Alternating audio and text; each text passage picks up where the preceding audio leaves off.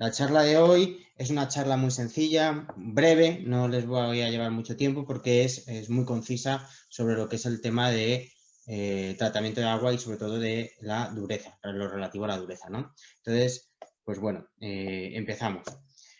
¿Qué es básicamente los conceptos que lo vamos a hablar hoy? Es primero que saber qué es la dureza y qué no es dureza, porque sí que es verdad que aunque todo el mundo tiene claro más o menos qué es, pues sí que hay ciertas confusiones, ¿no? ¿Cómo la medimos? ¿Cómo nos afecta? Obviamente necesitamos saber cómo nos afecta la dureza del agua y qué tratamientos o qué maneras tenemos de combatir la dureza o paliar sus efectos adversos, ¿no? Entonces, obviamente, como cualquier charla de agua que nosotros realizamos, siempre contextualizamos un poquito, ponemos en contexto la importancia que tiene el agua, ¿no? O sea, sabemos que es uno de el nutriente quizás más importante porque ya solo en cantidad va a ser más de 2 veces el consumo que tenemos de concentrado. Y siempre decimos que es el alimento olvidado, aunque ya no es tanto como el alimento olvidado, pero muchas veces no lo analizamos en la dimensión que es necesario por la importancia o relevancia que tiene, ¿no? Entonces, igual que cualquier tipo de agua, aunque estemos centrados en el tema de la dureza, tenemos que diferenciar si es agua de bebida o de boca, si es agua de limpieza o de refrigeración. También nos va a afectar lo mismo en el caso de la dureza en unos aspectos u otros, ¿no? Por supuesto, tiene relación con otras charlas que hemos visto. La dureza del agua nos la va a dar la tierra, ¿no? De forma, la naturaleza de la tierra la que tenemos nuestra granja. Y sobre todo va a estar muy relacionada también a si nuestras aguas son profundas, ¿no? A mayor uso, o sea, cuando usamos aguas de pozo, tenemos mayor mineralización que cuando son aguas de río, aunque esto no es estrictamente así. Muchas veces tomamos agua de río que tiene una dureza muy alta, ¿no? Obviamente, el tema de la dureza se marca en lo que vendría a ser la calidad físico-química del agua, que nos va a afectar en muchos aspectos, pero nosotros nos vamos a centrar en los 4 aspectos que están relacionados con dureza. Vamos a hablar de dureza, de conductividad, de pH y los sulfatos. ¿Por qué se han seleccionado estos 4? Bueno, se han seleccionado estos 4 porque a veces se confunden y al mismo tiempo tienen relación. Entonces, se van a hablar de estos 4, ¿no? Primero, que era el tema que nos trataba, ¿qué es la dureza? Pues la dureza no es más que las sales de calcio y magnesio, ¿no? O sea, de todos los minerales que podamos tener, de todas las sales que podamos tener en el agua, es solo lo que refiere a calcio y magnesio, ¿no? Entonces, hay 2 maneras de medirlo. Una manera tradicional, que es más, se ve en Europa, que es los grados higrométricos franceses, pero que en Latinoamérica, para los que nos estén oyendo en Latinoamérica, pues esto no es relevante porque no se usa y se usa más miligramo litro de carbonato cálcico como método de análisis, ¿no? Entonces, bueno, hay unas fórmulas que lo relacionan, pero lo importante es saber que cuando nosotros tenemos un análisis, pues algunas veces nos lo van a representar en grados franceses, en otros va a ser miligramos de carbonato cálcico, ¿no? Cualquier cosa al final nos vale porque está relacionada y nos va a interesar pues en función de si es grados franceses o en función si son miligramos, pues vamos a saber si tenemos aguas duras, blandas o intermedias, etcétera, ¿no? A mí me gusta más el miligramo de carbonato cálcico, me parece más visual, ¿no? Pero bueno, lo que sí que sabemos es que las aguas blandas son menos de 50 miligramos, las aguas intermedias entre 50 y 100, las aguas duras empiezan a partir de 100 y las que son muy duras más de 200 miligramos litros de carbonato cálcico, ¿no? Entonces, simplemente saber que hay 2 maneras de expresarlo y que es lo que nosotros tenemos que leer en esos análisis físico-químicos que mandamos al laboratorio a hacer de nuestras granjas, ¿no? Una cosa muy interesante es que hay 2 tipos de dureza. Y se le llama de distintas formas. Se le llama dureza temporal o dureza permanente. La dureza temporal es cuando esa dureza nos la confiere el carbonato cálcico, que es, digamos, la general, la que nos vamos a encontrar en la mayor parte de las ocasiones. ¿Por qué le llamamos dureza temporal? ¿Por qué? Porque cuando cogemos ese agua, si se hierve, ese carbonato cálcico precipita, ¿vale? Desaparece del agua. Es una manera de eliminar el carbonato cálcico, ¿ok? Cuando es dureza permanente es cuando ese calcio y magnesio, o gran parte de ese calcio y magnesio, lo hace en forma de sulfatos o cloruros, ¿vale? Esto, ¿qué ocurre?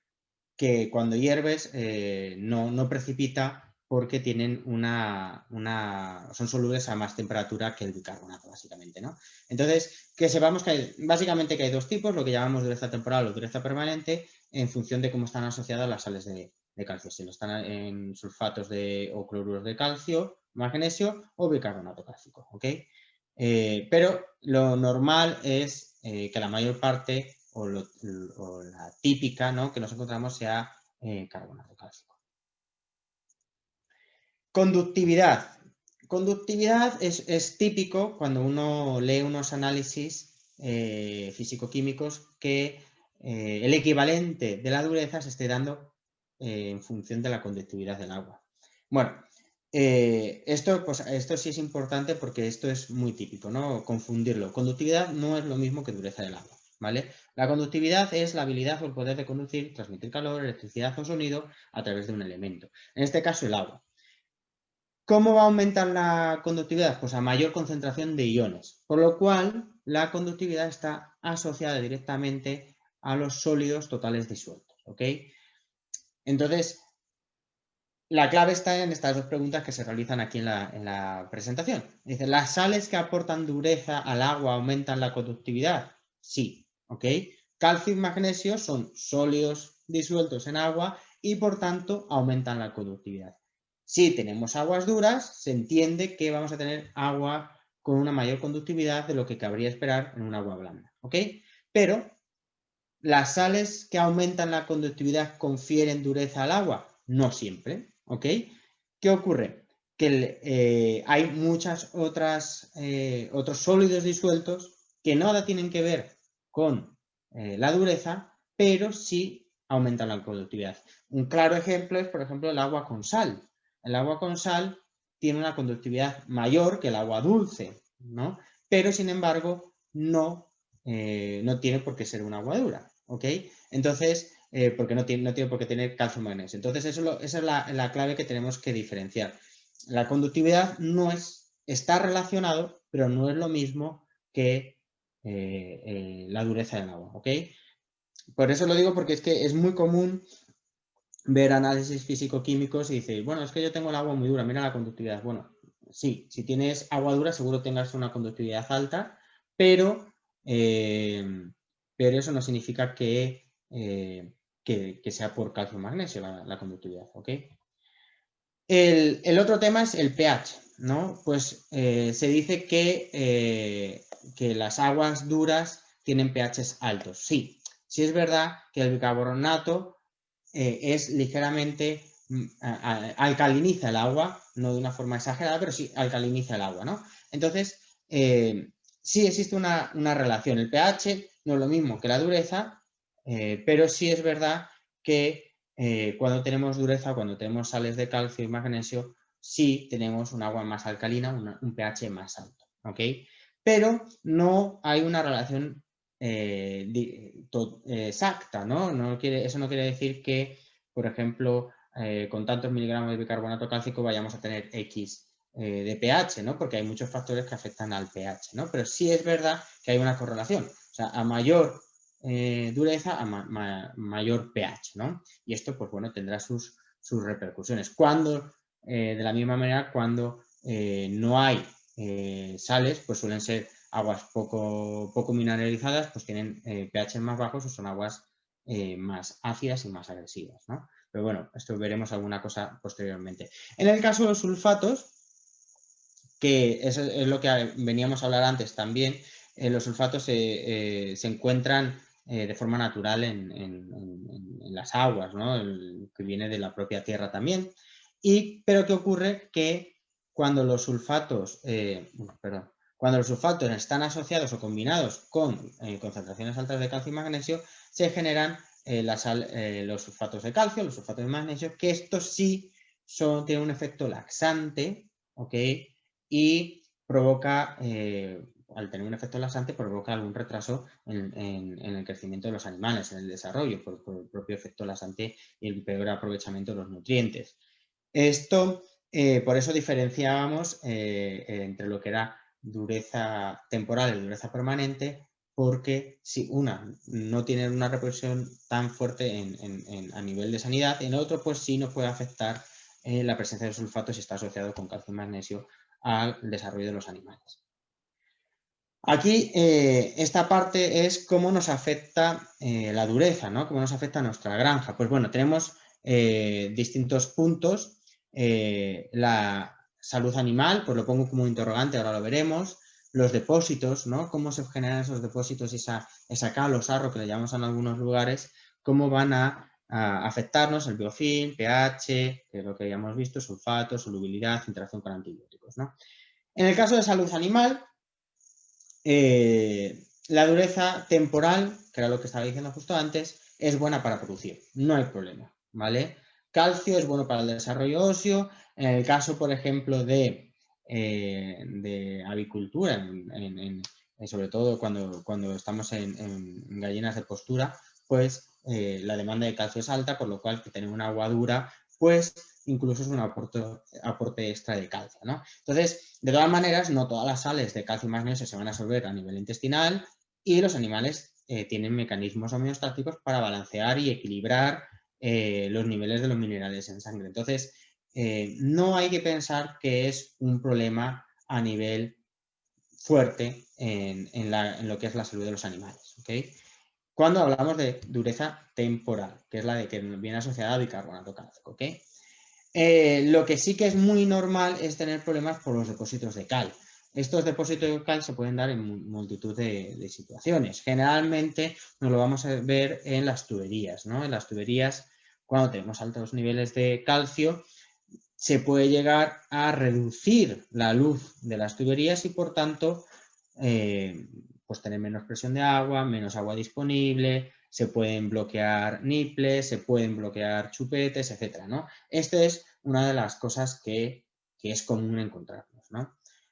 En el caso de calderas, que esto se ve más en planta de faenado o en ciertas industrias, sí que puede dar problemas importantes el calcio, porque esto se van depositando en los serpentines estos de intercambio de calor y les va bloqueando el intercambio de calor y puede llegar a hacer que las calderas exploten y haya accidentes, ¿no? Bueno, pues es importante que lo tengamos en cuenta en esas instalaciones, es más importante, ¿no? Pero bueno, es muy común que en lugares de zonas con alto nivel de calcio se puedan llegar a reducir la luz y la bajada de presión, ¿no? Sobre todo en granjas ya que llevamos mucho tiempo sin tratar, ¿no? También donde es muy evidente el tema de las aguas duras, pues en los paneles de refrigeración, ¿no? Paneles de refrigeración, ya que en muchos casos, pues a lo mejor hay una reposición del 10% de agua diaria, más o menos, dependiendo de la latitud y la temperatura en la que estemos, pero esto nos va a afectar porque cuando están muy colmatados de cal, que a veces que es pura roca eso, esos paneles, ¿no? Va a bajar la capacidad evaporativa y puede dar lugar a un estrés calórico y también nos va a afectar en lo que es el mantenimiento de estas instalaciones. Pues sabemos que en aguas duras nos va a reducir la vida útil o nos va a exigir una serie de tratamientos de mantenimiento para estos paneles evaporativos, ¿no? Es muy importante, como habíamos dicho, hay distintos tipos de agua. En el caso de el agua para limpieza, el calcio y el magnesio también nos afecta. Nos afecta porque interacciona con los compuestos que forman parte del jabón y baja su efectividad, ¿no? También baja la calidad de espuma. Entonces, por ejemplo, cuando nuestro detergente, el Clean Fix, pues siempre das una dosis aproximada, porque esa dosis nunca es exactamente igual en una granja que en otra, ¿no? Porque va a depender de la dureza de ese agua. A mayor dureza, mayor cantidad de detergente vamos a tener que utilizar, ¿ok? Entonces, mi recomendación es que ustedes más o menos, y esto es empírico de cada granja, o sea, una granja pues va a necesitar, bueno, tú puedes dar aproximadamente, oye, mira, el CleanSys trabaja aproximadamente a un 2%, ¿ok? Entonces tú en una granja, bueno, si sabes que tienes agua muy dura, pruebas, oye, al 2% no me ha ido, pues lo subo un poquito. Pero a lo mejor también una granja que sepas que tienes aguas blandas, pues a lo mejor pruebas y bajas un poquito y puedes ahorrar un poco de detergente, ¿no? Esto es aproximado y la variabilidad de la cantidad de detergente que vamos a utilizar fundamentalmente viene por la dureza de ese agua, ¿ok? Obviamente habíamos dicho que la dureza afecta al pH. Entonces, esto va a afectarnos también de una forma indirecta, ¿no? Pues al aumentar el pH va a afectarnos también a nuestra producción, ¿no? Por un lado, los pH altos sabemos que bajan algo la digestibilidad en función del pH que tengamos, pues bueno, esto lo tenemos que tener en cuenta. En muchos casos va a favorecer el desarrollo de algunas bacterias patógenas, ¿vale? Va a precipitar soluciones, por lo cual aquí tenemos, por ejemplo, una tabla en la que tenemos los distintos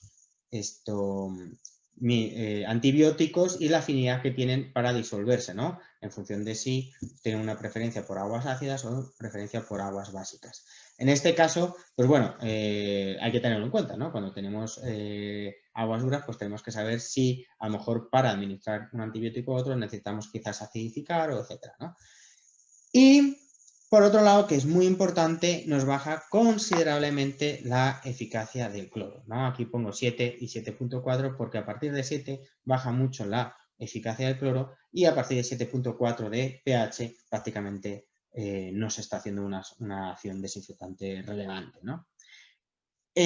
Para un momento en el tema del cloro, porque los minerales, entre ellos calcio y magnesio, pero muchos otros minerales, también como materia orgánica, van a generar el cloro combinado que neutraliza ese cloro o la acción de ese cloro, ¿no? Entonces, esos cloruros, esos cloraminas que se generan con materia orgánica, pues va a hacer que parte del cloro elimine su función. Pero por otro lado, también tenemos que el cloro libre tenemos el ion hipoclorito y el ácido hipocloroso. Entonces, que son los que hacen la acción desinfectante. ¿Qué ocurre? Que con el pH bajo, esta fórmula, que es la de aquí abajo, está desplazada hacia el ácido hipocloroso, ¿ok? El ácido hipocloroso es el que tiene mayor capacidad desinfectante, ¿no? Que el ion hipoclorito respecto al ion hipoclorito, por lo cual esta fórmula se va a desplazar en función del pH. A menor pH, más ácido hipocloroso y por tanto mayor capacidad de desinfección. A menor pH se desplaza hacia la izquierda por un secuestro de protones, que son los iones H+, y lo que hace es que baje la capacidad desinfectante, por lo cual, pero el cloro libre seguimos midiéndolo igual, o sea, nosotros vamos a detectar el mismo cloro libre que indistintamente del pH, porque es tanto ion hipoclorito como ácido hipocloroso, ¿no? Bueno, simplemente tener en cuenta que si en el caso de que trabajamos con cloro nos interesa trabajar con pHs bajos. ¿Qué más nos afecta? Bueno, no sé si alguien de los que estén presentes estuvo en la charla de biofilm, pero uno de los factores predisponentes más importantes para la generación de biofilm, en lo que viene a ser superficies, pero en concreto en las tuberías, es la rugosidad. Esta rugosidad lo que va a proporcionar es la adhesión de las bacterias. ¿Qué ocurre? El calcio se va depositando sobre la luz de las tuberías y confiere esa rugosidad que inicialmente esa tubería no tenía. Por lo cual es el factor predisponente, uno de los factores predisponentes más comunes que nos vamos a encontrar en nuestras granjas para la generación de biofilm. Entonces, obviamente, como resumen, pues esto lo que nos va a producir es una recontaminación de agua de bebida, obstrucciones de conductos de agua, reservas de microorganismos patógenos, etc., ¿no? Esto no es para entrar en la misma charla de biofilm, pero que seamos conscientes que cuando estemos una granja con aguas duras, pues es probable que tengamos biofilm en mayor relevancia que en una granja que tengamos aguas blandas, ¿no? Entonces, que lo sepamos, tenemos que conocerlo. Entonces, ya vamos a la parte final que viene a ser los tratamientos, ¿no? Los tratamientos de agua en función de de este tema que tengamos de durezas, ¿no? Obviamente hay que, como siempre, tenemos que dividir si es agua de bebida, limpieza o refrigeración y si nuestro objetivo es higienizar o solo tratar la dureza o reducir sus efectos adversos, ¿ok? Entonces, las recomendaciones que nosotros hacemos del CICS es que si ustedes deciden trabajar con cloro en el caso de higienizar agua, pues en caso de clorar y para que por tanto ese cloro sea efectivo, tenemos dos vías. Una, acidificar o otra, descalcificar. Aunque la de descalcificar no la recomendamos, pero ahora os explico. Acidificar, pues obviamente usar acidificantes. Si el objetivo únicamente es corregir el pH, lo ideal es usar un acidificante inorgánico porque a pocas dosis bajamos. Si luego nuestro objetivo es mejorar sanidad intestinal, tener ese efecto prebiótico que muchos acidificantes tienen, pues entonces en ese caso elegiríamos un ácido orgánico o la combinación de ambos, uno que sea combinado. Bueno, el tema, eso ya lo veremos en una charla de acidificante, por lo cual no tampoco quiero entrar mucho, pero y se puede desarrollar una curva de pH. Lo que sí que sabemos es cuando tenemos sales, en este caso bicarbonato, es que se produce un efecto tampón. Este efecto tampón es que digamos que la acidificación del agua no va a ser en una relación recta, ¿no? Una relación progresiva, sino va a tener momentos en los que deja de bajar el pH incluso si añadimos acidificante para volver a bajar en función de las distintas sales que haya y luego que interacciona eso con nuestros acidificantes, ¿no? Bueno, por eso es importante hacer una curva de pH para saber cuál es el óptimo de acidificante para obtener un beneficio de reducir un pH, ¿no? Esto es lo común y lo recomendable en el caso de que queramos trabajar con cloro. Luego está el otro tema que es descalcificar o ablandar. Esto se explica porque normalmente hay mucha gente pues, que piensa que la solución es poner un ablandador, un descalcificador. Generalmente los descalcificadores son intercambiadores iónicos que básicamente tienen unas resinas que producen un intercambio de cationes sodio, intercambia por calcio y magnesio, ¿no? Entonces lo que hace es captar calcio y magnesio del agua y soltar sodio, básicamente, ¿no? Entonces, ¿qué pasa? Que estos, para hacer correcciones pequeñas, pues está ok. Pero cuando tenemos aguas muy duras, lo que se va a producir es un aporte excesivo de sodio al agua. Entonces, al final, el sodio también produce blandeos y también tenemos el otro tema que es el gasto del insumo, la resina, ¿no? Entonces, vamos a hacer un tratamiento que no sé hasta qué punto puede ser beneficioso. Entonces, yo no lo recomiendo lo de descalcificar porque primero habíamos visto que en lo que era salud animal no nos afectaba y porque vamos a estar aportando sodio que no nos interesa porque produce estos blandeos, ¿no? Entonces, ¿qué otro tratamiento tenemos? Bueno, pues hay en ocasiones, y eso lo vemos muchas veces nuestros clientes, pues tenemos una granja en la que nunca hemos tratado con nada que elimine el calcio y ya tenemos un problema metido en la granja. O sea, un problema de calcio de tuberías con muy baja presión, etcétera, ¿no? Esto también se da incluso en agricultura, ¿no? Porque también hay sistemas de goteros, etcétera, ¿no?